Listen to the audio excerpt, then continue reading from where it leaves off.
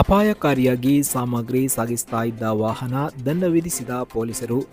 ದಕ್ಷಿಣ ಕನ್ನಡ ಜಿಲ್ಲೆಯ ಬಂಟ್ವಾಳ ಸಂಚಾರ ಪೊಲೀಸ್ ಠಾಣಾ ವ್ಯಾಪ್ತಿಯ ಬೋಳಂತೂರು ಎಂಬಲ್ಲಿ ಗೂಡ್ಸ್ ವಾಹನದಲ್ಲಿ ಸಂಚಾರ ನಿಯಮವನ್ನು ಉಲ್ಲಂಘಿಸಿ ಅಪಾಯಕಾರಿಯಾಗಿ ಸಾಮಗ್ರಿಗಳನ್ನು ಸಾಗಿಸ್ತಾ ಇದ್ದ ವಿಡಿಯೋವೊಂದು ಸಾಮಾಜಿಕ ಜಾಲತಾಣದಲ್ಲಿ ಬಹಳ ವೈರಲ್ ಆಗಿತ್ತು. ಈ ವಾಹನಕ್ಕೆ ಸಂಚಾರ ನಿಯಮದ ಅನ್ವಯ ಸೂಕ್ತ ದಂಡ ವಿಧಿಸಲಾಗಿದೆ ಎಂದು ಮಂಗಳೂರಲ್ಲಿ ಪ್ರಕಟಣೆಯಲ್ಲಿ ಪೊಲೀಸ್ ಇಲಾಖೆ ಮಾಹಿತಿ ನೀಡಿದೆ.